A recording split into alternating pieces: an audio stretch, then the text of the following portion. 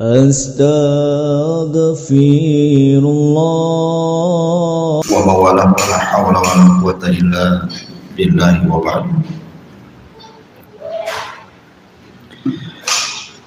Kita lanjutkan kajian kita, masih membahas kitab Arba'in Nawawi, dan kita masuk pada hadis dari Abdullah ibn Mas'ud radhiyallahu anhu.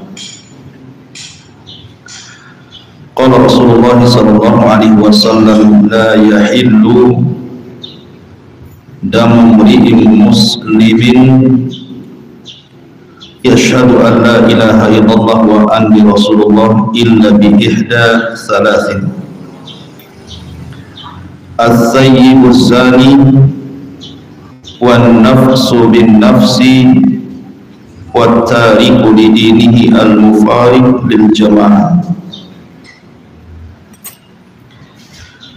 Dari Abdullah bin Mas'ud radhiyallahu anhu, dia mengatakan Nabi sallallahu alaihi wasallam bersabda,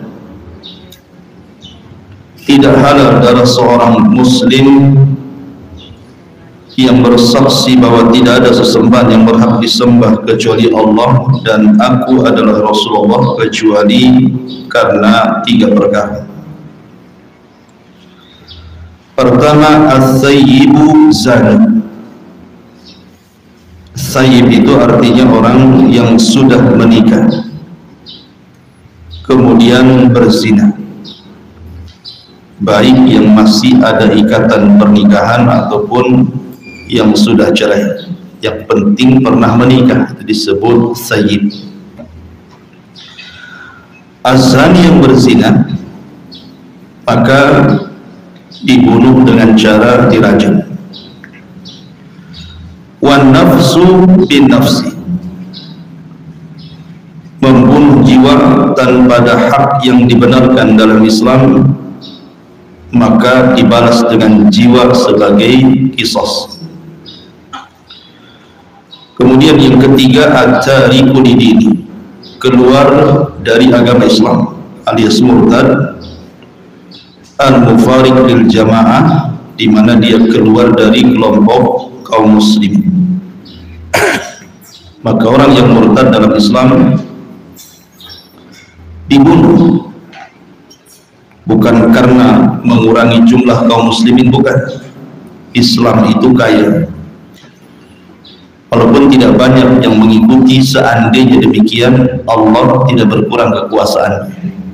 Tapi ini masalahnya agama. Orang yang murtad dalam Islam ya dibunuh,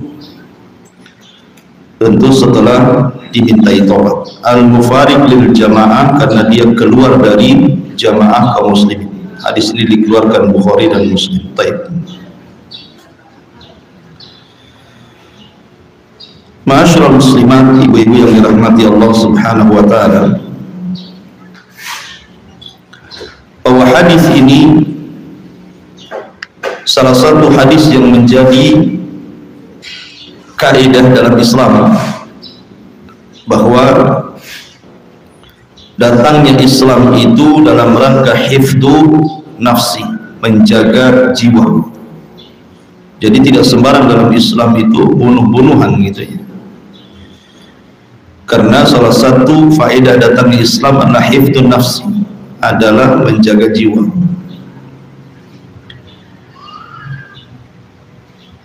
Kemudian di sini Nabi Shallallahu Alaihi Wasallam menyebutkan tiga perkara. Bukan berarti kemudian cuma tiga perkara, tidak, banyak lagi. Nanti saya sebutkan. Kita bahas tiga perkara dulu. Yang pertama, Nabi Shallallahu Alaihi Wasallam mengatakan az-zayyibu zani. Az-zayyibu zani, saya sudah katakan, artinya orang yang menikah kemudian dia melakukan perzinahan, baik dia masih ada hubung kait dengan pernikahan ataupun sudah cerai, tapi dia pernah merasakan menikah kemudian dia berzina, maka dalam Islam dia dirajam. Sebab perzinahan ini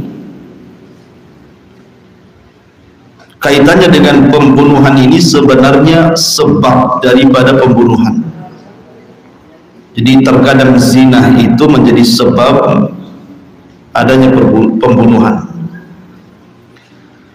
Ada sebuah ayat dalam Al-Quran, kalau tidak salah surah Al-Isra, Allah Subhanahu wa ta'ala berfirman, "Wala taqtulu auladakum khasyata imlah, nahnu narzuquhum wa iyyakum, inna qatlahum kana khit'an kabira, wa la taqrabuz zina innahu kana fahishatan wa sa'a sabila, wa la taqtulu nafsal lati harramallahu illa bil." Disebutkan dalam surah Al-Isra, jangan kalian membunuh anak-anak kalian karena takut makan bersama kalian. Kami yang memberikan rezeki anak-anak kalian dan juga kalian. Karena dalam pembunuhan anak-anak itu terdapat dosa yang sangat besar. Janganlah kalian mendekati zina, karena zina itu adalah perbuatan keji dan seburuk-buruk jalan. Dan janganlah kalian membunuh jiwa tanpa ada hak yang dibenarkan. Lihat di sini, zina diletakkan di antara dua pembunuhan. Pertama, jangan bunuh anak kalian karena takut makan bersama kalian. Setelah itu Allah larang dengan dekat zina. Setelah ini Allah larang lagi, jangan bunuh jiwa yang tidak boleh dibunuh. Berarti zina diletakkan di antara dua pembunuhan di sini dalam surah Isra ini. Apa faedahnya? Karena di antara yang mengantarkan sebab orang itu membunuh adalah zina. Lihat, gara-gara seorang wanita kemudian hamil di luar nikah, terkadang tidak segan-segan menggugurkan bayinya, kan? Dibunuh bayinya. Atau jelas-jelas sudah keluar bayinya itu ke alam dunia, terkadang dibunuh sama dia karena takut dan juga karena malu. Makanya di sini Allah letakkan kalimat jangan dekat-dekat zina di antara dua pembunuhan. Karena di antara sebab membunuh itu salah satunya berzina. Makanya kenapa zina itu sesuatu yang menyelisih fitrah manusia. Di zaman Nabi ada seorang sahabat namanya Amr ibn Maimun. Amr ibn Maimun, dia mengatakan, ra'aitu fil jahiliyati kirdatan ijtama'a 'alaiha kirdatun wa qad zanat farajamuha farajamtu ma'ahu. Kata Amr ibn Maimun, di zaman jahiliyah aku pernah melihat seekor kera yang mengelilingi kera yang lainnya, dan kera itu sudah berzina. Tiba-tiba kera-kera yang lainnya membawa batu dan merajamnya, dan aku pun ikut merajam kera tersebut bersama kera-kera itu. Lihat, di dunia binatang saja perzinahan itu menjijikkan, sampai-sampai di dunia kera saja dirajam tuh. Kera merajam kera yang berzina gitu ya. Lah kok manusia malah kemudian membiarkan? Karena memang zina ini juga menyelisih fitrah. Makanya Allah mengatakan jangan kalian dekat-dekat zina. Bahasanya jangan kalian dekat-dekat, bukan jangan berzina, kan? Artinya dekat saja tidak boleh, apalagi berzina. Apa sih dekat-dekat itu? Maksudnya seperti berkhalwat perempuan laki-laki, ikhtilat perempuan laki-laki, memandang perempuan laki-laki, dan begitu seterusnya. Itu kan wasilah-wasilah. Maka wasilah-wasilah yang mengantarkan kepada zina, maka wasilah itu haram, apalagi kalau berzina. Makanya kenapa hukuman berzina dalam Islam itu diketatkan. Kalau dia belum menikah, dicambuk 100 kali, diasingkan 1 tahun.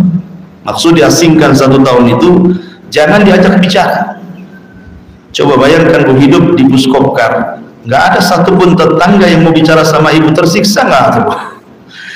Nggak mau ngomong sama orang, nggak dijawab, ngomong sama orang nggak dijawab gitu ya. Selain dicambuk 100 kali. Tapi kalau dia sudah menikah, maka sebagaimana hadis ini, maka dia harus dibunuh. Karena perbuatan zina itu perbuatan yang termasuk satu di antara 3 besar yang merupakan dosa besar. Bahkan ulama menyebutnya angka 3. Jadi dia dosa besar ketiga setelah syirik, kemudian membunuh, kemudian berzina. Dan itu berdasarkan tartib. Abdullah bin Mas'ud radhiyallahu anhu pernah bertanya kepada Nabi SAW, Rasul, dosa apa yang paling besar itu? Maka Rasul mengatakan syirik. Kemudian apalagi wahai Rasul? Kata Rasul, engkau membunuh anakmu karena takut makan bersamamu. Kemudian apalagi Rasul? Kata Rasul, berzina. Dari sini kata Syekhul Islam Ibnu Taimiyah rahimahullahu taala bahwa dosa zina adalah dosa ketiga terbesar setelah syirik, kemudian membunuh, kemudian berzina. Bahkan Abdullah bin Abbas radhiyallahu anhu ketika menggambarkan bagaimana dahsyatnya dosa zina ini, dia mengatakan iyyakum waz-zina, hati-hati kalian jangan berzina. Fa inna fihi sittu khisal, karena dalam perzinahan itu ada 6 perkara yang akan Allah timpakan kepada kalian. Salasun fid dunya wa salasun fil akhirah, 3 di dunia dan 3 di akhirat. Kemudian kata Abdullah bin Abbas radhiyallahu anhu, adapun di dunia yang pertama zahabu bahail wajhi, Allah hilangkan cahaya di wajahnya. Orang yang suka berzina itu wajahnya suram, tidak ada cahaya sama sekali. Kemudian yang kedua kata beliau qisarul umri, Allah pendekkan umurnya. Maksudnya Allah pendekkan umurnya di sini artinya Allah cabut barokah dalam umurnya. Jadi Abdullah bin Abbas radhiyallahu anhu mengatakan yang kedua qisaru al-umri, dicabut keberkahan umurnya, enggak berkah keluarganya, enggak berkah anak-anaknya, enggak berkah usahanya, enggak berkah hidupnya. Kemudian yang ketiga dawamul fakri, akan difakirkan hidupnya walaupun dia kaya. Walaupun hidupnya melimpah dengan kekayaan, walaupun melimpah hidupnya dengan dunia, tetap Allah fakirkan hatinya, seolah-olah tidak punya ketenangan dengan kekayaan. Ini di dunia. Adapun di akhirat, kata Abdullah bin Abbas radhiyallahu anhu, pertama sukhtullah alaihi, Allah akan murka kepadanya. Yang kedua su'ul hisab, buruknya hisab kepadanya. Dan yang ketiga al-adabu bin-nar, maka Allah akan mengazab dia dengan neraka. Ya, hukuman orang berzina ini bukan hanya di dunia, tetapi sampai di kuburan, sampai di hisab, sampai di akhirat, di 4 tempat. Di dunia dengan ada ancaman rajam kalau dia sudah menikah, atau kalau belum nikah dicambuk 100 kali, diasingkan setahun. Di kuburan jelas Nabi SAW dari hadis Bukhari menjelaskan ketika melihat ada satu tanur, ada satu kuali besar, kemudian di situ ada 2 orang yang bertelanjang, kemudian dibakar di bawahnya, akhirnya kepanasan gitu ya. Kemudian Rasul mengatakan, dosa apa itu? Maka malaikat mengatakan, itulah orang yang berzina. Kata para ulama, ini gambaran adab kubur.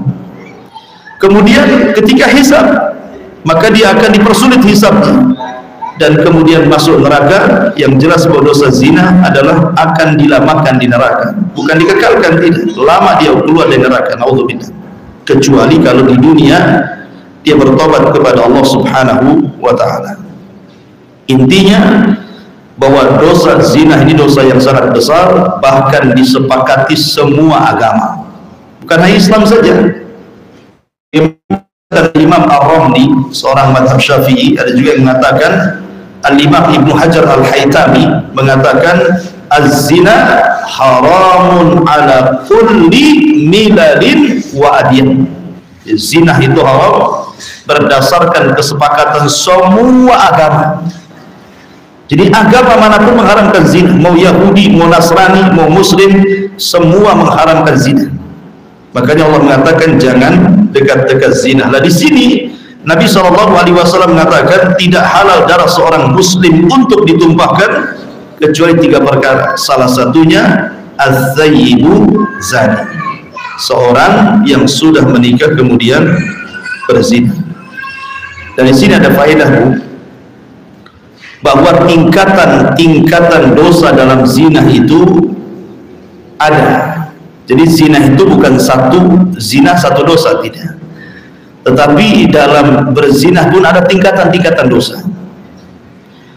Seseorang yang sudah menikah dengan orang yang belum menikah, dua-duanya berzina, dosanya berbeda, makanya hukumannya juga dibedakan. Anak muda yang belum menikah berzina, orang yang sudah menikah berzina, itu beda hukumannya, artinya beda dosanya. Maka orang yang sudah menikah kemudian berzina lebih besar dibandingkan orang yang belum menikah. Kenapa?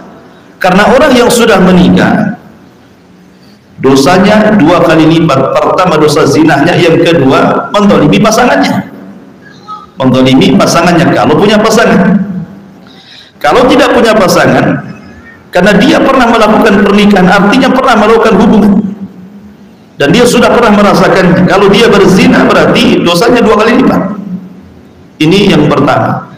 Yang kedua, orang tua yang sudah tua kemudian dia masih berzina, itu berbeda hukumannya dengan anak muda yang berzina. Kenapa demikian? Karena ada hukuman khusus di akhirat. Sebagaimana hadis yang masyhur kata Nabi SAW, salasatun, ada 3 orang kata Rasul, la yukallimuhumullahu yaumal qiyamah, tidak akan diajak bicara pada hari kiamat. Wala yuzakkihim, tidak akan disucikan pada hari kiamat. Kemudian wala yanzuru ilaihim, tidak akan dilihat oleh Allah Subhanahu wa taala. Kemudian walahum adzabun alim, dan bagi mereka azab yang pedih. Dia 3 ancaman di akhirat: tidak diajak bicara Allah, tidak dibersihkan Allah, tidak dilihat Allah, dan mendapatkan azab yang pedih. Salah satunya Rasul mengatakan apa? Syaikhun zani, orang yang sudah tua masih berzina. Kenapa kemudian Allah Rasul khususkan orang yang sudah tua berzina sampai diberikan hukuman tambahan? Berbeda dengan anak muda yang berzina tidak masuk pada hadis ini, karena orang tua yang masih berzina berarti orang tua itu tidak punya akhlak. Akhlaknya buruk, akhlaknya rendah. Berarti memang zina itu sudah jadi kebiasaan dia di waktu muda, sehingga sampai tua tidak bisa menghilangkan kebiasaannya. Berarti orang tua itu su'ul khuluq, buruk akhlaknya. Lain dengan anak muda. Makanya kenapa dosanya berbeda, hukumannya pun berbeda gitu ya. Atau umpamanya yang ketiga, berzina dengan tetangga, dengan berzina dengan wanita-wanita yang tidak ada hubung kait dengan tetangga, itu juga beda dosanya. Dan itu juga dijelaskan dalam sebuah hadis ketika Nabi SAW ditanya tentang masalah dosa besar, kemudian Rasul menyebutkan tadi kesyirikan, kemudian membunuh, kemudian yang ketiga Nabi SAW, wa antazniya, dan engkau berzina dengan wanita tetanggamu. Bahkan dalam riwayat, seandainya seseorang berzina 10 kali dan bukan dengan tetangganya, itu jauh lebih baik dibandingkan berzina dengan tetangganya. Sampai ada riwayat seperti itu. Jadi kalau seorang laki-laki berzina dengan 10 wanita yang bukan ada hubungan tetangga, itu jauh lebih baik dibandingkan berzina dengan wanita yang ada hubungan tetangganya. Kenapa? Karena dosanya berbeda. Orang yang berzina dengan tetangganya berarti 2 dosanya. Pertama dosa zinahnya, yang kedua merobek hubungan hak-hak bertetangga. Kalau dia sampai berzina dengan tetangga, dia sedang merobek hubungan hak bertetangga. Makanya dosanya lipat gitu ya. Beda dengan seandainya seseorang berzina dengan wanita di luar yang tidak ada hubungan tetangga, ya dosa zina saja dia dapat. Ya, makanya kenapa kemudian dalam dosa zina pun ada tingkatan-tingkatan. Ini yang pertama, as-sayyibu zani. Kemudian yang kedua, wan nafsu bin nafsi, wan nafsu bin nafsi, membunuh jiwa, maka ada kisos juga. Dan ini berdasarkan firman Allah Azza wa Jalla surah Al-Baqarah ayat 178, ya ayyuhalladzina amanu kutiba alaikumul qisasu fil qatlah. Wahai orang-orang yang beriman, diwajibkan kepada kalian melakukan kisos di dalam pembunuhan. Jadi maksudnya kisos di sini, kalau seandainya seseorang membunuh, maka dibunuh. Tetapi beda ya, membunuh dengan cara kisos dengan membunuh karena sebuah perkara yang memang dia harus dibunuh. Seperti umpamanya tadi orang berzina dirajam, kan sudah jelas ininya, hayatnya, bentuk rajam seperti apa, seperti hadis Ma'is ibn Malik, atau seperti kisah wanita Ghamidiyah di mana ditanam satu dada kemudian dilempari sampai mati gitu ya. Tetapi kisos ini maka dibunuh sesuai dengan dia membunuh. Jadi kalau sebelum dibunuh umpamanya dipotong dulu kakinya, dipotong dulu tangannya, atau dicongkel dulu matanya baru dibunuh, maka dia pun harus dibunuh dengan cara yang sama. Sebagaimana kau membunuh dia, sebelum kau bunuh dia congkel matanya, maka kau congkel di matamu, gitu, baru dibunuh. Jadi cara pembunuhannya disamakan. Itu kalau kisos. Supaya apa? Menjadi bahan pelajaran gitu ya. Sebagaimana kau membunuh itu gimana ketika dia dicongkel matanya merasa kesakitan luar biasa, maka begitulah Islam ingin supaya dia pun merasakan hal yang sama, karena kisos itu sebuah keadilan masalahnya. Lain dengan orang murtad. Kalau orang murtad kan dipenggal gitu saja kan, dipancung lah bahasa kitanya, dan semuanya umum, siapapun yang murtad dipancung gitu ya. Tapi kalau kisos ini dia dibunuh berdasarkan dia membunuh. Dia membunuh dengan cara apa? Dilemparkankah dari atas, dicekikkah sama tambang, atau maka disesuaikan dengan dia membunuhnya. Nah, itulah bedanya kisos dengan perkara yang lain. Tetapi ma'asyiral muslimat, ibu-ibu yang dimuliakan Allah Azza wa Jalla, bicara kisos itu dia, kalau seandainya satu orang yang membunuh, berarti yang dibunuh adalah yang membunuh saja. Karena di zaman jahiliyah, kebiasaan orang-orang jahiliyah itu ada yang disebut dengan hamiyatul jahiliyah. Hamiyatul jahiliyah itu maksudnya dendam kesumat yang merupakan fanatik kabilah. Jadi kalau seandainya kabilah ini berperang nih, kemudian salah satu kabilah membunuh salah seorang dari kabilah yang lainnya, maka kabilah yang menjadi korban pembunuhan itu maka akan membalas dendam, nyawa dibalas nyawa. Maka mereka akan membunuh salah satu dari kabilah yang membunuh, walaupun yang dibunuh bukan orang yang membunuh. Nah, itu zaman jahiliyah. Pokoknya ngacak, yang penting orang ini, orang dia sudah membunuh kami, maka kami pun harus membalas satu jiwa siapapun dia, yang penting dia masih kabilahnya dari para pembunuh. Maka Islam datang dan menghapus tradisi seperti ini dengan cara mendatangkan kisos supaya tidak terjadi kezaliman. Berarti yang dikisos yang membunuh saja, masa yang nggak ikut terlibat pembunuhan gara-gara di kabilah itu dibunuh, kan zalim namanya. Makanya dalam Islam diganti hukuman jahiliyah itu menjadi hukuman Islam, hukuman adil, yang dibunuh yang membunuh saja. Tetapi ingat, kalau seandainya pembunuhan ini terjadi karena niat orang ramai, satu kabilah niat membunuh, maka semua dibunuh. Itulah bedanya. Seperti kasus siapa? Kasus Oranium. Di zaman Nabi SAW ada kelompok Oranium itu tidak bersyukur. Orang-orang Oranium ini datang kepada Nabi SAW, kemudian meminta diobati penyakit mereka. Ada salah seorang kepalanya sakit, dibawa kepada Nabi, minta diobati penyakitnya. Akhirnya Nabi SAW kemudian mengambil air kencing unta, kemudian disuruh minum dan sembuh. Dari sini menunjukkan bahwa kencing unta adalah obat gitu. Tiba-tiba kemudian mereka pulang membunuh salah seorang penggembala kambing, dan pembunuhannya ini karena sebuah kesepakatan, semua terlibat. Maka Nabi SAW memerintahkan untuk membunuh mereka semuanya, walaupun yang dibunuh satu orang. Kenapa? Karena pembunuhannya di atas kesepakatan. berarti semua kena kisos. Ya. Makanya di zaman Ali radhiyallahu an, ketika munculnya orang-orang Khawarij, Ali kan tidak langsung memerangi mereka. Mereka masih tinggal di sebuah tempat namanya Nahrawan atau Haruri, sampai kepada kasus Abdullah ibn Khabbab ibn Arat. Jadi Abdullah ibn Khabbab ibn Arat ini sedang safar, tiba-tiba melewati Harura, ditangkap oleh orang Khawarij. Kemudian keluarganya diikat semuanya. Kemudian akhirnya Abdullah bin Khabbab ini ditanya soal Abu Bakar, Umar, soal Ali, dan soal-soal yang lainnya, dan dia pun membela dan memuji mereka. Marah orang-orang Khawarij ini.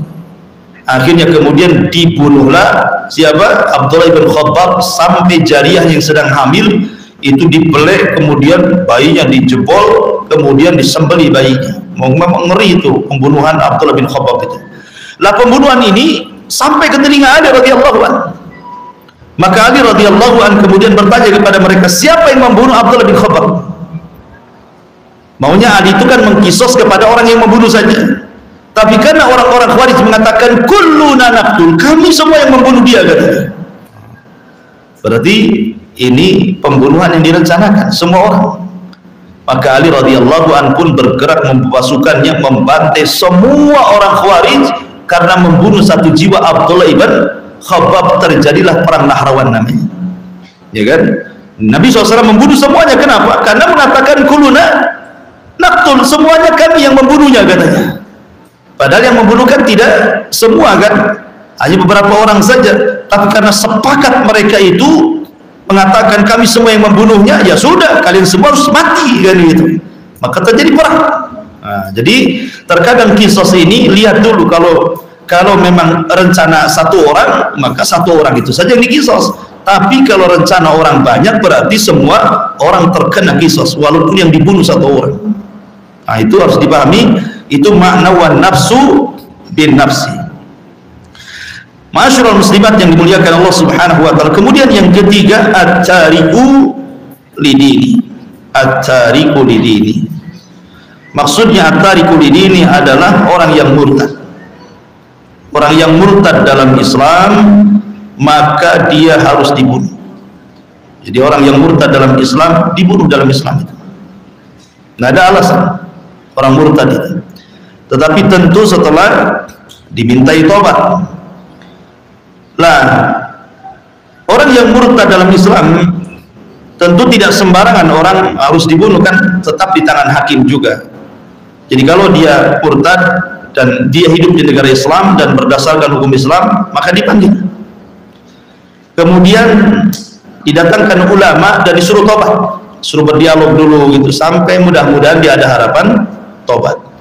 Tapi kalau seandainya dia tidak mau bertobat, maka dia pun diberikan hukuman pancung. Dan itu berdasarkan hadis Nabi SAW, man baddala dinahu faqtuluh. Siapa yang mengganti agamanya, bunuh. Itu dalam Islam. Sekali lagi, bukan karena Islam dirugikan akhirnya sedikit jumlahnya karena banyak orang murtad. Tidak, Islam itu ghaniyun an dzalik. Islam itu kaya.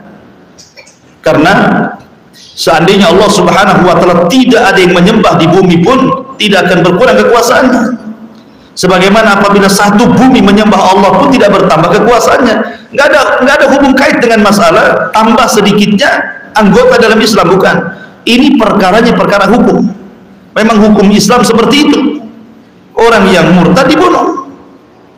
Ya, tetapi karena kita bukan hidup di negeri yang ditegakkan secara mayoritas hukum Islam gitu ya.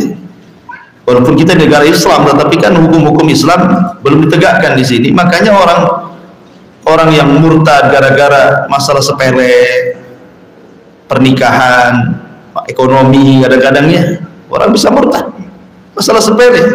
Karena calon suaminya non muslim ikut pula dia murtad.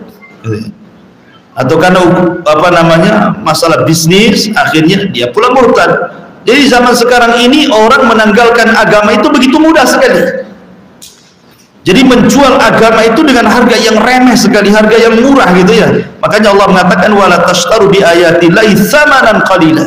Janganlah kalian menjual agama kalian dengan harga yang sangat teramat murah. Masa gara-gara pernikahan digadaikan agamanya? Akalnya di mana? Nanti kalau seandainya dicerai, rugi dia. Sudah agamanya dijual, akhirnya apa? Khasirat dunya wal akhirat, dunia rugi, akhirat pula lebih rugi. Maka ini terjadi, dan orang-orang murtad ya biasa-biasa saja. Ya, tapi dalam Islam tidak biasa. Ada menanggalkan agama itu bahaya, akan merusak segalanya. Ya. Masyaallah muslimat yang dimuliakan Allah Azza wa Jalla, ini 3 perkara yang dibolehkan untuk dibunuh. Padahal Islam itu sangat menghargai jiwa manusia. Tetapi kalau terjadi 3 perkara, maka berlaku pembunuhan. Kemudian di sana juga yang dibolehkan untuk dibunuh selain daripada 3 perkara, qutta'u thariq, para perampok.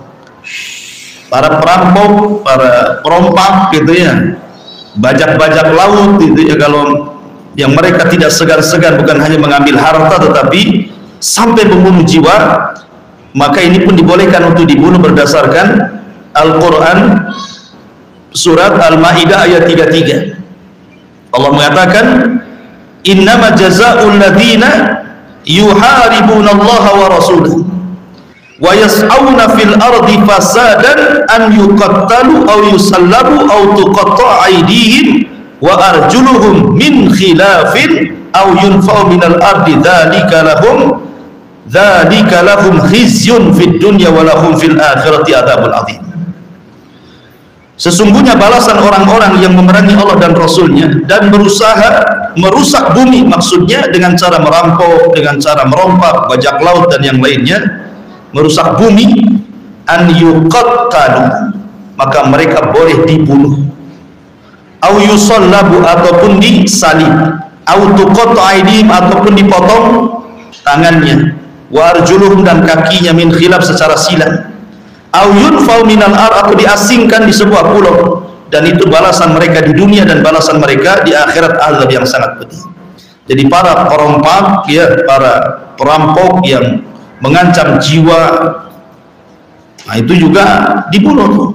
Umpamanya di lintas-lintas Sumatera kan gitu ya, banyak bajing-bajing luncat katanya, yang gak segan-segan kalau nggak ngasih harta bisa dibunuh umpamanya kan. Yang seperti dalam Islam dibunuh boleh, tetapi sekali lagi yang berhak untuk mengkisos ataupun memberikan hukum adalah hakim.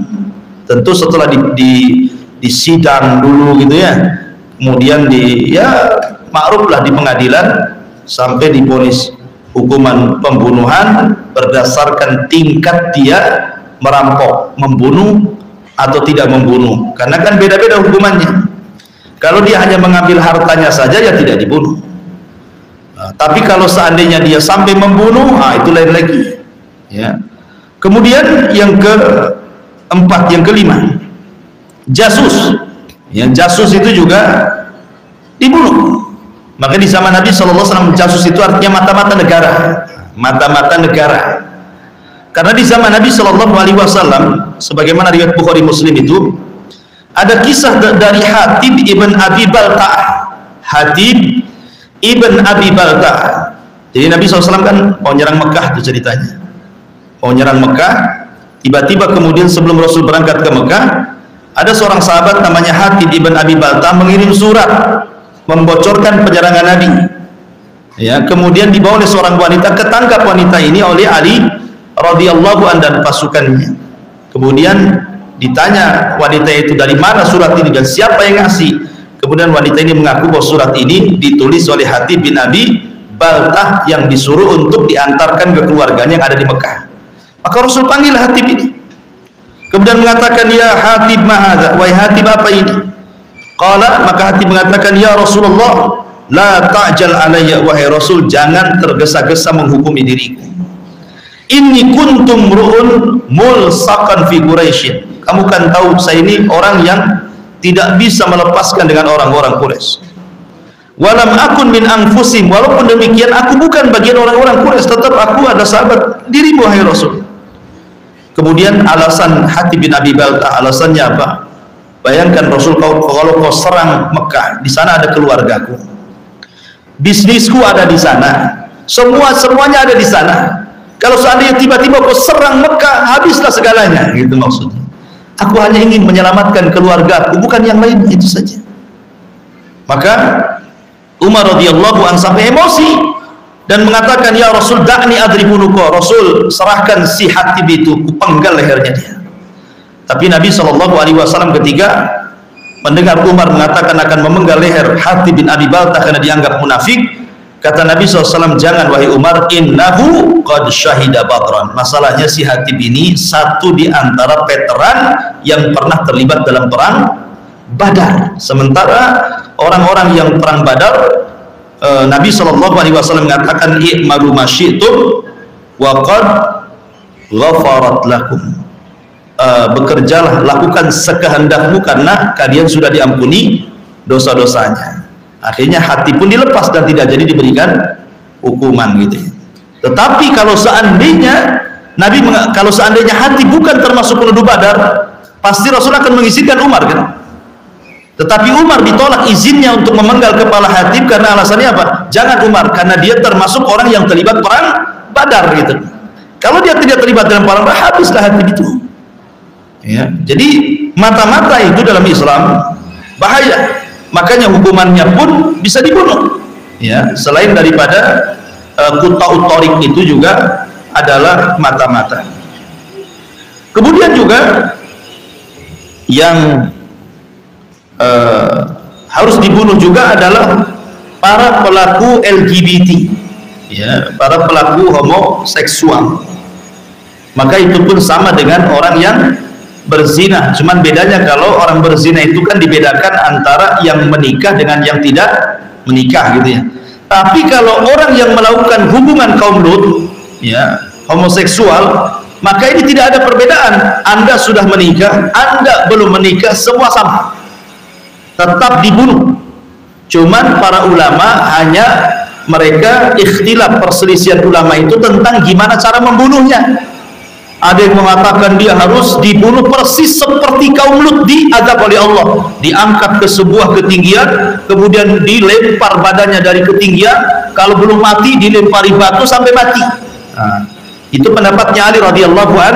Maka para LGBT ini dibunuh dengan cara seperti itu, dibawa ke tempat yang paling tinggi, dilempar ke bawah, kemudian dilempari batu. Ini satu pendapat. Pendapat yang kedua sama dengan orang berzina dirajam. Jadi pendam setengah badan, kemudian dilempari batu sampai mati. Ya. Kemudian pendapat yang ketiga dengan cara dihukum pancung. Ya. Wallahu alam, pendapat yang mungkin lebih dekat adalah pendapat Ali radhiyallahu an, bahwa para pelaku LGBT tetap dibunuh dalam Islam, tetapi cara membunuhnya dengan cara azabnya kaum Lut. Bagaimana azabnya kaum Lut? Diangkat bukitnya, negaranya ke langit, dihujani batu, kemudian ditumpahkan lagi ke bumi kan. Berarti dibawa orang ini ke atas ketinggian, sudah di atas puncak ketinggian, dilempar ke bawah, kalau belum mati lempari batu sampai mati. Nah, ini juga orang-orang yang harus dibunuh gitu ya, diantara orang-orang yang dibolehkan untuk dibunuh. Masyaallah muslimat yang dimuliakan Allah Subhanahu wa taala. Tetapi ada jiwa-jiwa yang membunuh tetapi tidak boleh dibunuh. Seperti seorang bapak membunuh anaknya. Kalau ada orang tua membunuh anaknya tidak ada kisos. Tapi tidak sebaliknya. Kalau anak membunuh bapaknya, kisos. Kenapa? Karena wujudnya dia, adanya dia karena ada orang tua. Bagaimana kemudian orang yang mengadakan dirinya tiba-tiba dibunuh? Jadi kalau anak membunuh orang tua, kisos. Tapi kalau orang tua membunuh anak, tidak kisos. Makanya Rasul mengatakan, anta wa maluka li abik, dirimu dan hartamu milik bapak, gitu ya. Ini yang pertama. Yang kedua, seorang muslim membunuh orang kafir, terjadi khilaf para ulama. Jumhur ulama mengatakan tidak dibunuh.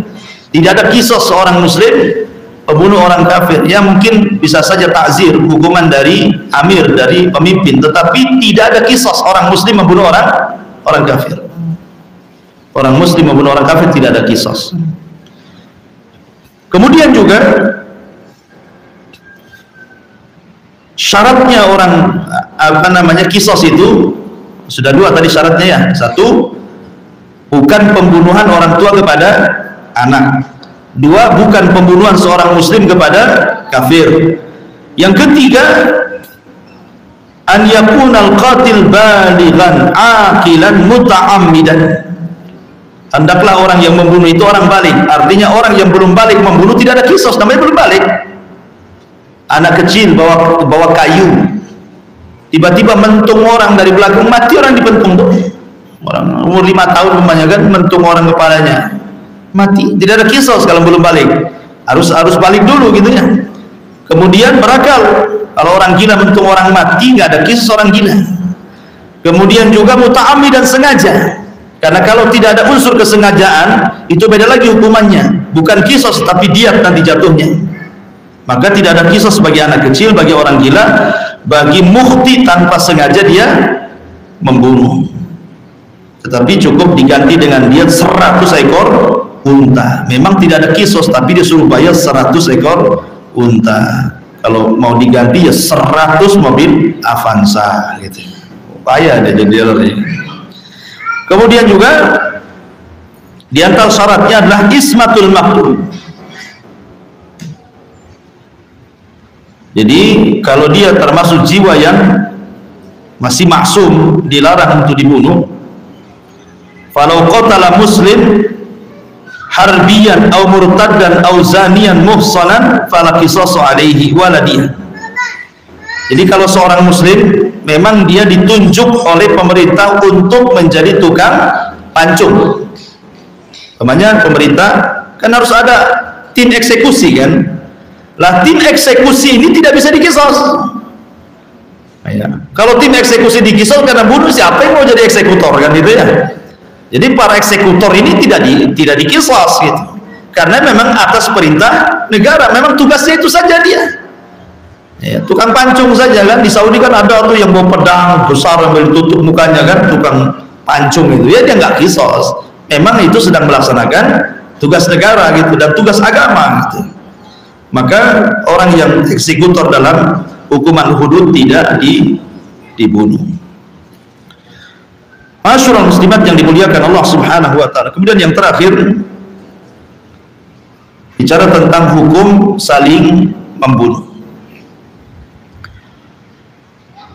Kalau seandainya seorang muslim membunuh muslim yang lainnya,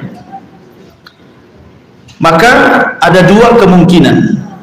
Satu, dua-duanya, ada tiga kemungkinan ya. Satu, dua-duanya masuk surga. Dua, dua-duanya masuk neraka.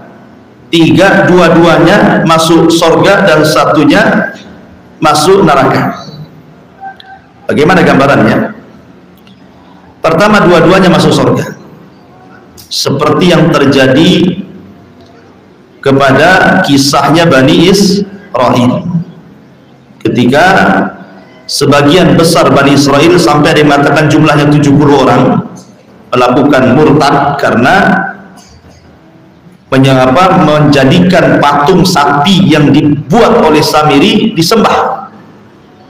Kemudian Musa datang setelah mendapatkan Taurat, marah, kok bisa ditinggal 40 malam murtad.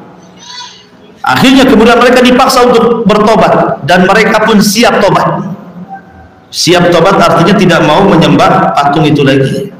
Cuman kata Musa, syarat tobatnya kalian harus saling membunuh. Akhirnya kemudian mereka pun saling membunuh satu dengan yang lainnya. Maka al-qatil wal maqtul fil jannah. Maka gambaran seperti ini, orang yang membunuh dan orang yang dibunuh dua-duanya masuk surga karena sama-sama tobat, ya kan? Ini yang pertama. Yang kedua, yang membunuh dan yang dibunuh dua-duanya masuk neraka. Dan itu berdasarkan hadis Nabi SAW, al-qatil wal maqtulu finnar. Orang yang membunuh dan orang yang dibunuh masuk neraka. Sahabat bertanya Rasul, kalau orang yang dibunuh masuk neraka, sayang betul, harusnya orang yang membunuh saja. Kata Rasul, ya karena yang dibunuh lagi apes. Coba dia yang tidak mati, pasti dia bunuh kawannya, karena dia sudah ada niat membunuh juga. Jadi kalau seseorang kemudian membunuh, contoh nih, rebutan parkir, preman sama-sama muslim, preman pasar, rebutan lahan parkir, kelahi keduanya kan. akhirnya saling membunuh, dua-duanya mati konyol gitu ya. Dua-duanya masuk neraka. Kenapa? Karena dua-duanya ada niat membunuh yang lainnya. Ini yang kedua ya. Ketiga, orang yang membunuh masuk neraka dan yang dibunuh masuk surga. Seperti umpamanya ibu di rumah ada maling masuk, tentu ibu untuk mempertahankan harta akhirnya melawan, maka ibu terkena peluru umpamanya karena dia malingnya bawa pistol, ditembak kepalanya, meninggallah ibu, maka ibu dianggap mati syahid, ibu masuk surga ya, tetapi malingnya masuk neraka gitu ya. Ini yang membunuh masuk neraka, yang dibunuh masuk surga. Ada kebalikannya, yang membunuh masuk surga, yang dibunuh masuk neraka gitu ya. Seperti orang yang sedang perang, para mujahidin perang melawan orang-orang kafir, maka para mujahidin kemudian membantai orang-orang kafir dalam peperangan yang dibenarkan dalam Islam, maka para mujahidin mereka masuk surga, orang yang dibunuh orang kafir dalam peperangan masuk neraka lah kan gitu ya. Jadi itu ada hukuman-hukuman yang terkait dengan membunuh. Jadi ada yang dua-duanya masuk surga, dua-duanya masuk neraka, satunya masuk surga dan neraka, pembunuhnya masuk surga, yang dibunuh masuk neraka, yang dibunuh masuk surga, pembunuhnya masuk neraka. Itu diantara hukum masa seputar pembunuhan.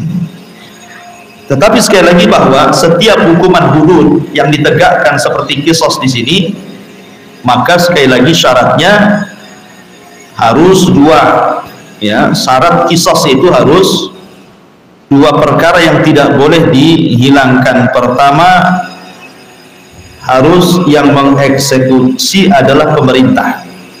Tidak boleh seseorang itu asal main eksekutor. Nah, memang eksekutornya harus pemerintah yang sah ya, baru kemudian ditegakkan hukum hudud. Kemudian yang kedua, kalau terkait dengan masalah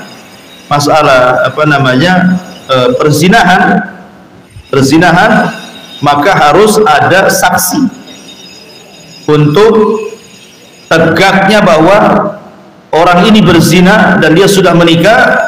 Harus didatangkan 4 saksi. Kalau tidak 4 saksi, maka yang menuduhnya dicambuk 80 kali kan itu ya. Maka tidak sembarang nuduh-nuduh orang berzina, kecuali yang berzinahnya ngaku, maka tidak perlu mendatangkan hukum saksi kalau dia ngaku gitu ya. Seperti kasus seorang wanita di zaman Rasul, wanita Ghamidiah yang sedang hamil karena perzinahan, dia ngaku, zanaitu fatahirni, Rasul aku sudah berzina, bersihkan aku. Nah, ini dia ngaku dia kan. Kalau sudah ngaku tidak perlu saksi. Kenapa? Karena pengakuan itu sekuat-kuat dalil. Ngapain ada saksi udah ngaku? Karena biasanya saksi itu supaya dia ngaku gitu ya. Kamu mau berkilah kemana? Ini ada saksinya. Ah gitu ya. Jadi kalau memang sudah ada pengakuan, maka tidak perlu ada saksi lagi. Baik, ini diantara keterangan hadis tentang masalah hurmatu, haramnya darah seorang muslim kecuali 3 perkara. Baik, sebelum saya tutup, silahkan kalau ada yang bertanya. Ya.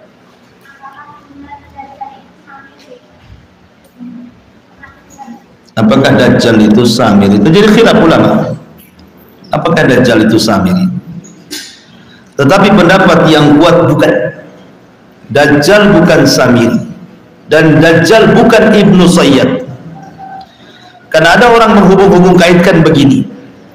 Jadi kemunculan Dajjal berawal dari kisah Samiri di zaman Nabi Musa.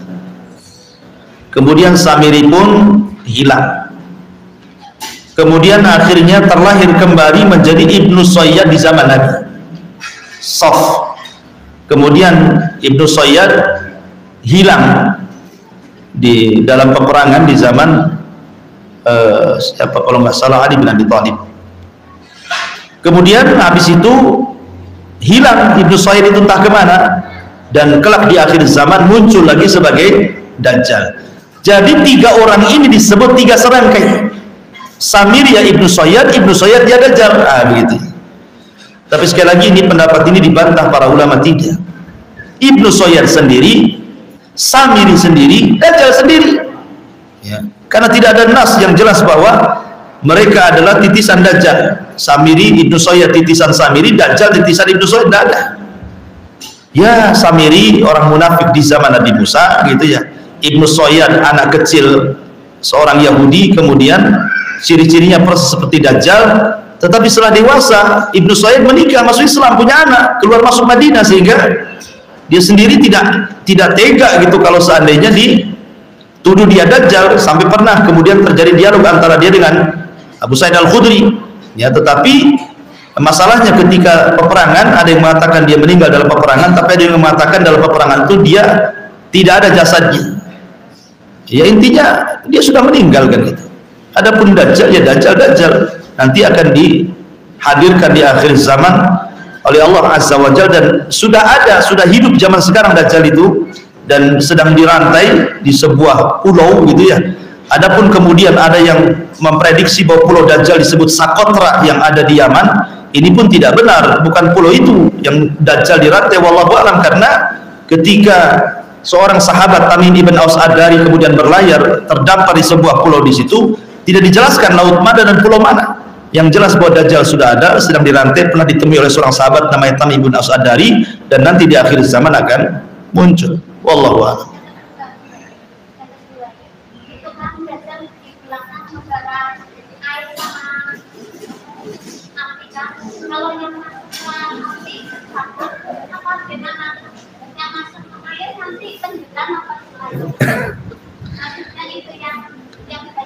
Iya, alhamdulillah. Dajjal itu membawa api dan air samping kiri kanannya. Kemudian Dajjal disuruh memerintahkan masuk. Jadi Dajjal itu menguji manusia. Kalian masuk ke dalam air yang hakikatnya di balik air itu neraka, ataukah masih masuk ke dalam api yang di hakikatnya di balik api itu adalah air? Makanya Nabi SAW mengatakan, kalau kalian melihat Dajjal, falian a'anhu, pertama lari, jangan dihadapi. Yang kedua, kalau sudah tidak bisa lari, sudah berhadap-hadapan antara dia dengan Dajjal, dan Dajjal membawa dua perkara, api dan air atau surga dan neraka, maka pejamkanlah matamu, masuklah ke dalam air, ke dalam api. Kata Rasulullah, pejamkan kedua matamu, masuklah ke dalam api. Ya, bagaimana Nabi SAW memberikan rahmat kepada umatnya supaya jangan terfitnah. Kalau dipejamkan mata itu kan tidak terfitnah, nggak tahu apa yang di depannya kan. Tapi kalau matanya terbelalak begini, nampak api, ketakutan, akhirnya masuk ke air yang hakikatnya api gitu ya. Nah, menunjukkan ada rahmat di sini, bagaimana Rasul sayang dengan umatnya.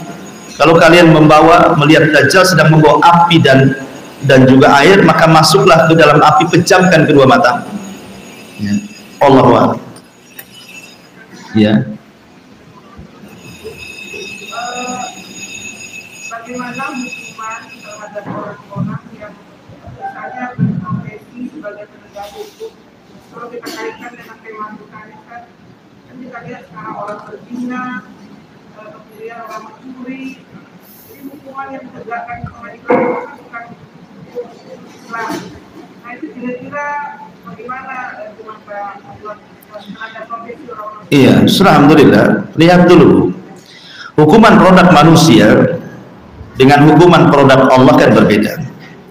Hukuman produk Allah jelas adil, tidak mungkin tidak adil, dan hikmahnya jauh lebih besar dan lebih banyak. Walaupun manusia menganggap itu sebuah ketidakadilan, dianggapnya hukum Islam itu hukum sadis, bengis, jahat, macam-macam ya. Dia tidak tahu di balik itu ada hikmah yang tidak terdapat pada hukuman produk manusia. Maka kalau seandainya para pencetus hukuman itu, lihat, tanya dulu, apakah dia menganggap Al-Quran dan Sunnah lebih baik atau hukuman yang dia terapkan lebih baik? Kalau seandainya dia mengatakan bahwa hukuman yang diciptakan produk manusia lebih baik dibandingkan hukuman yang diciptakan produk Allah, kafir, nggak ada cerita. Karena apa? Sudah mengingkari Quran Sunnah kan? Tapi kalau dia mengatakan tidak, Quran Sunnah itu jauh lebih baik, hukuman hudud itu jauh lebih baik, cuman kami belum bisa menerapkan, entah karena tekanan barat, tekanan timur, tekanan selatan, utara, atau apalah banyak tekanan negara ini, atau karena sebuah maslahat yang mungkin belum tercapai ke arah sana gitu, atau karena ada sebuah syubhat wallahu a'lam, tetapi dia masih meyakini Quran Sunnah itu masih terbaik. Cuman kami belum bisa melakukannya karena sebuah tekanan, begitu kan. Maka ini tidak sampai kafir, ini fasik saja, karena tidak melaksanakan hukum Allah, tidak melaksanakan hukum Allah. Dan bagi para pezina ataupun orang mencuri gitu kan, kalau dia tidak sampai terkena hukum hudud, ya sebenarnya satu sisi harusnya seseorang itu lebih takut lagi, karena di negara kita kalau berzina dibiarkan kan, maka sebenarnya itu ada kesempatan bagi para pezina untuk tobat, ya kan? Karena Nabi SAW itu sebenarnya tidak suka melakukan hukum hudud. Rasul itu lebih suka dia bertobat. Makanya ketika wanita Ghamidiyah bertobat itu ingin minta dirajam, kata Rasul, jangan-jangan kau meluk-meluk saja, kau cium-cium saja, kau ini tidak berzina. Padahal Rasul tahu dia berzina kan, cuman Rasul ingin supaya dia pergi tobat saja di rumah, jangan ditegakkan hukum gitu. Tahu-tahu dia ngomong, Rasul kalau nggak percaya saya berzina, nih tengok perutku ada bayi hasil zina. Kalau begitu lahirkan dulu. Maksudnya kata Rasul ada alasan untuk mengusir dia kan. Kalau dia seandainya hamil besar kemudian lahir, Nabi nggak akan mungkin mencari dia. Dia sudah tobat, alhamdulillah. Tapi karena wanita ini wanita solehah, tetap sudah melahirkan, datang lagi dia. Ini Rasul, bayinya sudah kulahirkan, rajam sekarang katanya. Maka Rasul berikan 3 lagi kesempatan. Nggak bisa lah, kalau kamu mati siapa yang merawat bayimu, susui dulu kan itu ya, disusui 2 tahun sempurna. Sebenarnya 2 tahun sempurna kan cukup lama kalau dia bertobat, dan nggak usah balik lagi ya. Tetapi kemudian karena wanita ini wanita memang pengen tobat, habis 2 tahun nyusui, digendong anaknya pegang roti, kata Rasul, lihat anakku sudah bisa makan, wahai Rasul katanya. Sekarang rajam aku. Ya sudahlah, sudah 3 dikasih kesempatan kan ya, sudah 3 dikasih kesempatan. Kemudian kisah yang lain, laki-laki namanya Ma'iz bin Malik. Ma'iz bin Malik itu anak yatim sebenarnya. Dia diasuh oleh seorang sahabat namanya Hazzal. Akhirnya kemudian Ma'iz ini berzina dengan seorang jariyah, budak wanita. Ketahuan sama bapak angkatnya Hazzal ini. Dilaporkan kepada Nabi. Nabi marah sama Hazzal. Ya Hazzal, kenapa kau tidak tutup aib anakmu? Ngapain kau datang melaporkan? Jadi Rasul itu suka kalau seandainya orang itu tobat gitu, kalau bisa tobat gitu ya, jangan datang ke pengadilan, sebab kalau orang sudah datang ke pengadilan tidak ada cerita, harus dihukum. Karena ada seorang sahabat yang kemudian serbannya dicolong, ketahuan yang nyolong, dilaporkan sama Nabi, ditangkap, potong tangannya. Kasihanlah sahabat yang punya serban. Rasul, sudah saya ikhlaskan serbannya, jangan kau potong.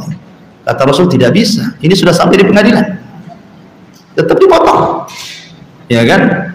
Kalau sudah sampai di pengadilan nggak ada cerita kan, begitu ya. Artinya kalau memang kalau sebisa mungkin tobat sajalah gitu. Kenapa Nabi SAW suka seperti itu, memberikan kesempatan. Dan sifat Allah pun seperti itu.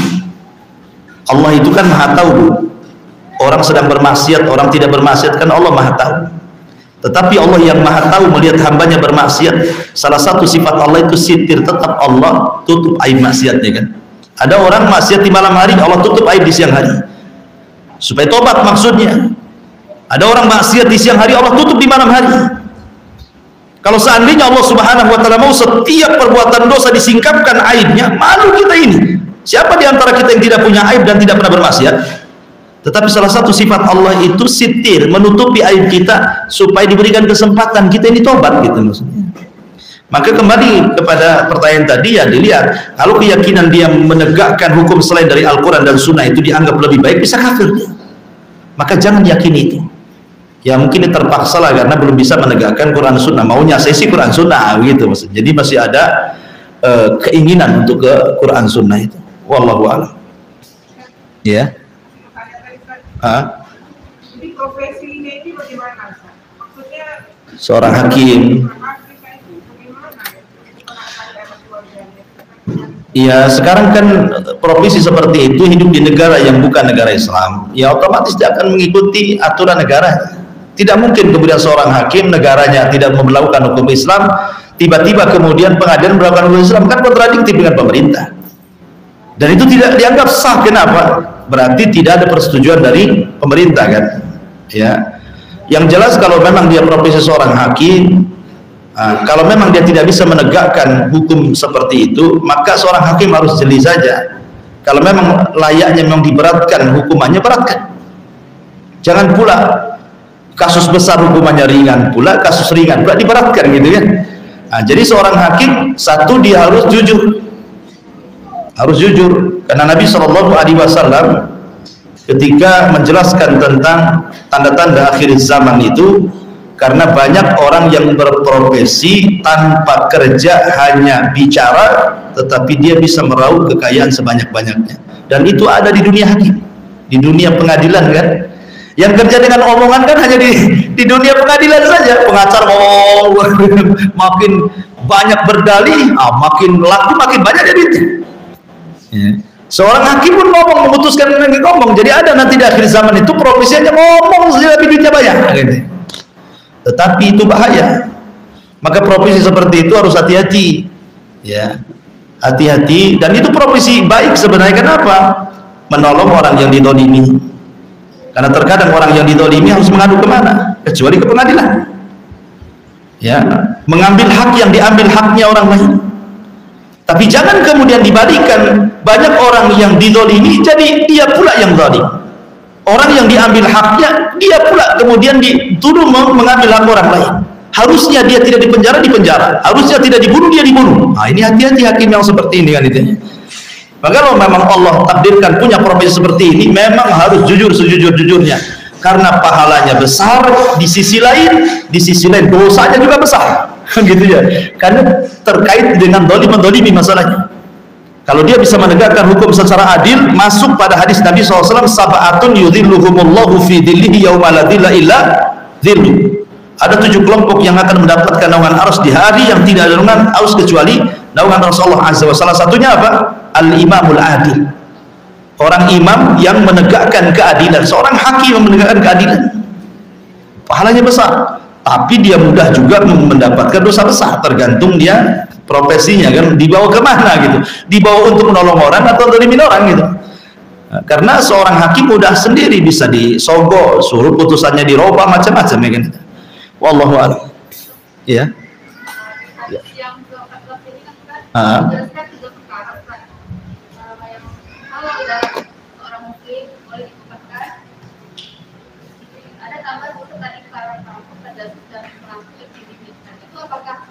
Termasuk ke dalam hadis atau ada? Tidak, ada hadis lain. Ada hadis lain. Jadi 3 itu bukan pembatasan. Kalau dari hadis ini cuma 3 ini saja. Tapi dalam hadis yang lain seperti para perampok itu berdasarkan Quran, ya kan? Berdasarkan Quran tadi saya baca innama jazaa'ul ladina. Itu.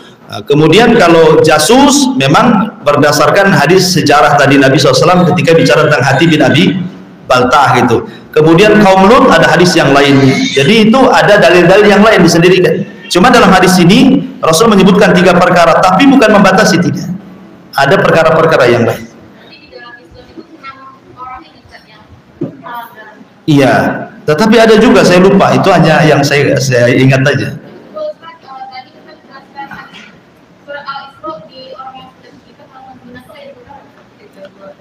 Sekitar 32 ya. Itu betul. Coba tengok antara 30, 31, 32 itulah. Itu wala taqrabuz zina diapit dengan 2 kata pembunuhan tadi. Pertama jangan membunuh anak, kemudian jangan dekat zina, baru jangan membunuh jiwa, enggak gitu ya. Sehingga para ulama beristimbat bahwa zina itu menyebabkan orang bisa membunuh, dan kenyataannya seperti itu. Gara-gara selingkuh suami istri dibunuh kan pasangannya. Dibunuh istrinya, cemburu dibunuh. Jadi bukan hanya membunuh bayi saja, kadang-kadang membunuh selingkuhannya atau membunuh istrinya karena kecemburuannya kan. Seperti itu. Jadi memang zina itu mengundang kerusakan yang banyak sekali kerusakannya. Kemudian malunya dia, malunya keluarganya, malunya anak-anak, merusak nasab. Nanti anak zina tidak mendapatkan harta warisan dari orang tuanya, terputus, macam-macam kan. Jadi kemana-mana dosa zina. Wallahu a'lam. Iya, yang belakang. Ada kejadian orang bertanggung dilaporkan ke polisi dan yang punya hutang ini akhirnya dijebol ke penjara, hukum di negara kita gitu. Sementara di dalam pengadilan dinyatakan dia sudah melaksanakan hukuman itu, berarti hukumnya lunas secara pengadilan. Bagaimana dengan secara Islamnya, Ustaz? Apakah memang lunas jadinya seperti itu? Dia punya hutang ke seorang si A ini melaporkan karena nggak dibayar-bayar, kemudian dilaporkan ke polisi menangkap yang. Oh, jadi hukum perdata jadi pidana naik. Ya. Hutang kan udah masuk perdata kan? Iya, Pidana. Dia dihukum 1 tahun. Dari pengadilan karena dia dihukum 1 tahun, dianggap lulus hutangnya. Nah, apakah kalau di pengadilan di Indonesia, mungkin bagaimana dengan Allah? Apakah termasuk lunas walaupun si ayat? Baik, saya paham. Ada hadis Nabi yang mengatakan begini, matlul ghani zulmun yuhillu uqubatahu wa irduhu. Jadi matlul ghani, matlu itu artinya sanggup bayar tapi tidak mau bayar. Itu namanya matlu. Matlul ghani. Orang ini punya utang, sanggup bayar sebenarnya, walaupun tidak secara utuh, mungkin bisa nyicil. Sanggup bayar kan tidak mesti dilunasi semuanya. Bisa saja mungkin dari uang dari hutang 100 juta dia bisa nyicil sejuta, sanggup bayar walaupun sejuta atau 500 ribu. Tapi dia tidak mau bayar. Padahal dia sanggup bayar walaupun nyicil, baik kecil atau besar gitu ya. Itu disebut matlul ghani namanya. Apa kata Rasul? Zulmun, dianggap orang itu berbuat zalim. Apa hukumannya? 2. Yuhillu uqubatahu wa irduhu. Halal jasad fisiknya dipenjarakan dan halal kehormatannya bisa digibah. Boleh menggibah orang yang punya hutang nggak bayar-bayar, nggak apa-apa digibah. Tetapi sebatas itu saja, sebatas cash dia tidak mau bayar saja. Supaya jangan jadi pelajaran bagi yang lainnya. Jangan hutangi orang itu tidak dibayar-bayar nanti gitu maksudnya. Tapi jangan kemudian melebar gibahnya kemana-mana. Oh, pantas saja orang tuanya juga gitu, pantas saja suami. Jadi melebar itu udah dosa itu. Artinya gibah itu sebatas kasusnya saja ya. Dan halal fisiknya dipenjarakan. Jadi boleh seseorang kemudian melaporkan kepada polisi gara-gara tidak mau bayar hutang, dilaporkan. Karena di zaman sekarang ini yang hutang lebih ganas daripada ngasih hutang gitu. Kalau dibayar hutangnya yang marah-marah itu harusnya yang ngutangi, ini yang berhutang pula yang emosi kadang-kadang. Jadi kalau seandainya memang pengadilan putus, otomatis namanya pengadilan pasti akan menghadirkan pelapor dan yang dilaporkan. Kalau memang yang melapor itu kata pengadilan sudah dianggap lunas dan diketahui orang yang melaporkan, ya lunas, selesai karena ada orangnya di situ. Adapun kehidupan kisos di akhirat, wallahu alam, yang jelas begini, kisos di akhirat itu pasti ada. Karena hukuman di dunia ini seadil-adilnya pun tidak akan memuaskan. Seandainya terjadi hukuman keadilan di dunia, nggak akan memuaskan walaupun syariat Islam. Contoh nih, umpamanya ada seorang membunuh, yang dibunuh ini orang baik, yang membunuh orang jahat.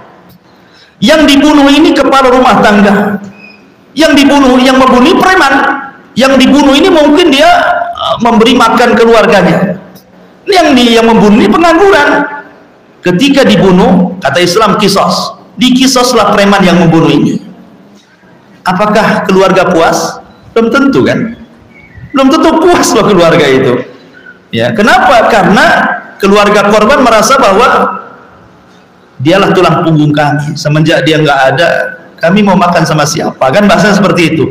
Kalau dia enak, dia preman di jalan-jalan dan punya istri pengangguran macam-macam, padahal hukumannya sudah adil tuh berdasarkan Quran Sunnah, kisos kan, tetapi kepuasan kan terkadang belum ada, sehingga akhirnya ada kisos 2 kali di akhirat nanti ya. Kisos 2 kali, ada kisos lagi, supaya apa? Supaya ketika kalau kisos di akhirat itu betul-betul adil. Kalau kisos di dunia kadang puas kadang tidak, tapi kalau kisos di akhirat pasti puas. Kenapa? Karena syarat masuk surga tidak boleh ada kebencian.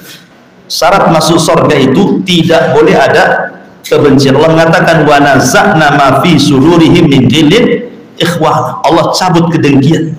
Dengan cara apa? Sebelumnya ditegakkan kisos dulu. Ya, kalau urusan akhirat ya nanti ada urusan sendiri. Tapi hukuman di dunia dianggap lunas ya lunas karena pengadilan yang memutuskan gitu ya. Tapi apakah di akhirat ya Allahu a'lam. Tapi yang jelas perhitungan Allah jauh lebih adil dibandingkan perhitungan manusia. Makanya ketika ada seorang ulama mengatakan, seandainya kamu mati, kemudian kamu dihadapkan kepada satu ibu dan satu Tuhan. Ini dua orang yang akan menghisab kamu. Pertama ibumu, yang kedua Tuhanmu Allah. Kamu milih dihisab siapa? Dihisab ibumu atau Tuhanmu? Maka ulama mengatakan, saya lebih memilih dihisab Tuhanku dibandingkan ibuku. Padahal jelas ibu tidak mungkin memasukkan anaknya ke neraka kan. Pasti seorang ibu sayang dengan anaknya. Pasti maunya anaknya masuk surga semua. Tetapi kata ulama ini, saya lebih suka dihisab Tuhanku. Kenapa? Karena kasih sayang Tuhanku jauh lebih luas dibandingkan kasih sayang ibuku.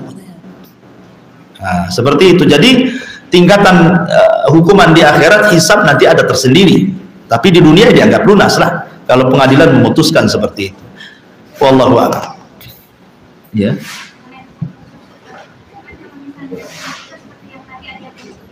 Kalau seandainya masuk ke pengadilan itu kan harus berlakukan hukuman. Tapi kalau seandainya antara yang pencuri sama yang ini sudah ada yang terbunuh mungkin, tapi sudah dimaafkan, apakah itu tetap berlaku hukum? Atau mungkin misalnya dari keluarganya yang pembunuh ini melakukan lihat atau sumbangan. Iya. Pokoknya kasusnya tidak sampai ke pengadilan.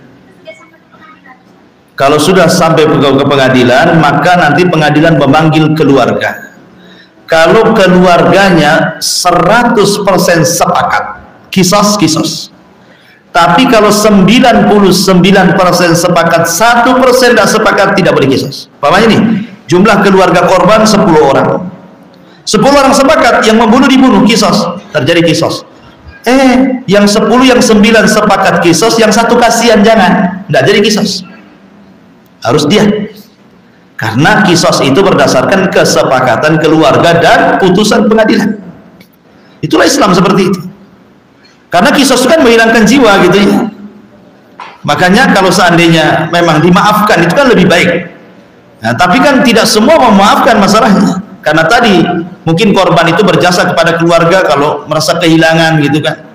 Ada orang-orang yang seperti itu. Sehingga berdasarkan kesepakatan keluarga lahirlah putusan kisos. Tapi kalau keluarga nggak sepakat nggak kisos. Ganti ke yang dua namanya dia. Berarti memberi 100 ekor unta. Nah itu kalau dalam bab kisos seperti itu dalam Islam.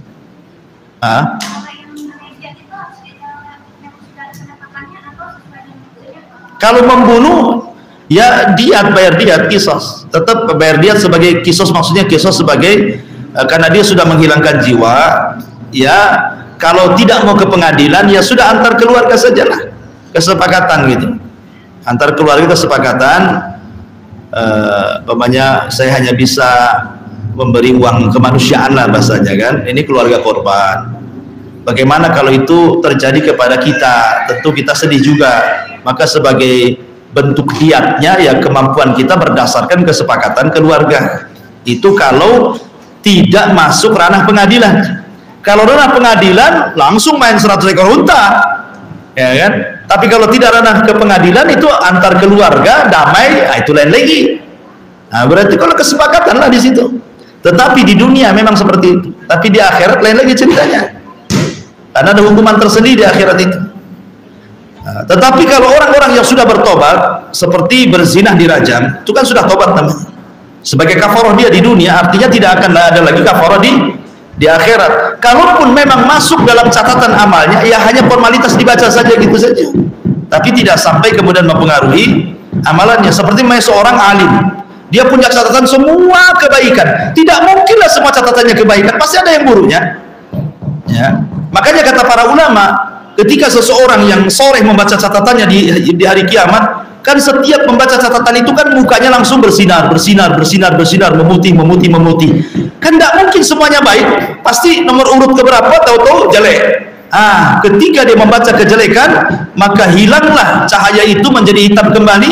Kemudian ketika membaca kebaikan putih kembali. Lah ketika dia membaca keburukan kemudian menghitam, itulah Allah tutup aibnya di hadapan manusia.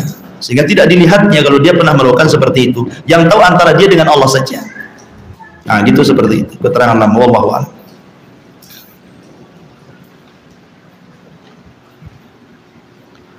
Baik, ada.